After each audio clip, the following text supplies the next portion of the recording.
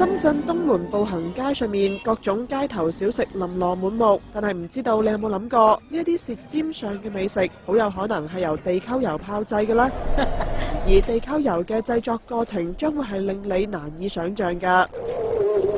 呢一度係製作業發達嘅深圳寶安區，區內有條村位處冇網管地帶，村內有一個垃圾堆填區，緊挨住旁邊嘅就係一個地溝油生產窩點。呢一度嘅衛生環境惡劣，周圍烏蠅飛舞，污水橫流，地上面則係堆滿咗腐爛嘅肉，味道難聞至極。呢一個地溝油生產工場會專門收集一啲腐肉嘅邊角材料，然後經過加工，將瘦嘅病死豬肉製成肉丸，內臟則係經過裝飾之後攞到市場發售。工人一邊用腳踩住啲豬肉，當佢哋係垃圾咁樣，一邊細心咁將腐爛嘅肥肉豬皮分出嚟，然後倒入一個大鐵鑊裏面出油。過程中每翻動一下，鐵鑊都會傳出令人窒息嘅惡臭。榨油之後，工場嘅工人會將佢裝入大嘅塑膠桶，再送去餐館飯店。有工人提醒記者，千祈唔好食呢一啲地溝油，話食咗會出人命。哪裡能去？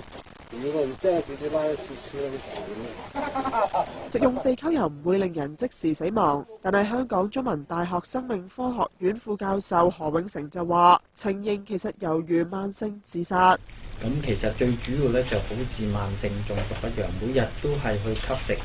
同樣一樣含有呢個污染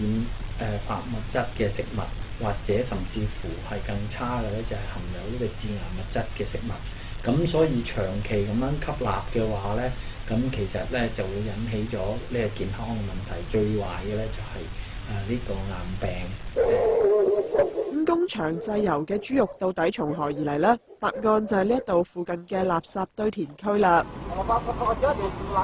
有個三口之家啱啱從堆填區內收集咗滿幾大箱嘅垃圾肉，一家人就迫不及待咁喺路邊佈陣開始加工。父親一邊熟練咁將豬腸上面嘅脂肪扯落嚟，一邊對記者講：佢哋一日可以加工2-3千斤嘅垃圾肉，再以每斤10蚊批發出售。佢話喺呢一行已經打滾咗3年，仲話必須要靠關係先至能夠攞到呢一啲垃圾肉。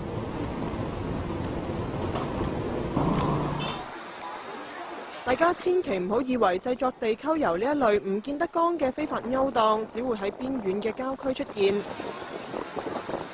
深圳福田兒童醫院附近嘅餐館都會將食物殘渣直接倒入下水道，於是呢一帶嘅溝渠就成為咗地溝油收集嘅熱點。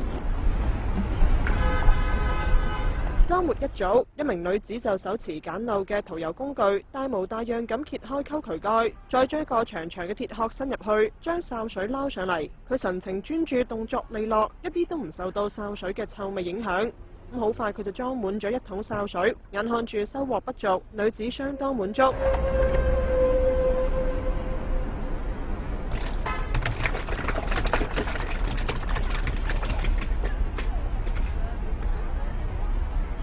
佢收起工具，將潲水搬上車，準備轉移到下一站繼續打撈。記者睇見車上面已經裝載咗唔少戰利品。呢一名女子話：佢到深圳10幾年，一直從事呢一個行業，但係佢仍然好謙虛咁話，佢哋只不過係打工仔，背後仲有更大嘅地溝油集團。呢一名女子唔知係咪知道，佢打撈嘅潲水經過加工製成地溝油之後，幾經周轉，最後可能會返回到自己嘅餐台。一名深圳市民就感嘆：喺咁樣嘅社會中，冇人能夠獨善其身。只能接受啊！中國社會就是這樣，每個人都是受害者啊，他也是受害者啊。地溝油生產成本低，利潤極其豐厚，促使背後產生一條隱蔽嘅利益鏈。去年10月，深圳當局接報對龍崗區嘅一個地溝油窩點進行打擊，但當政府人員趕到現場時，地溝油加工場嘅工人已經收到風逃跑，現場一片狼藉，只係剩返20幾袋仲未嚟得切運走嘅垃圾肉，同埋幾大桶裝滿地溝油嘅汽油桶。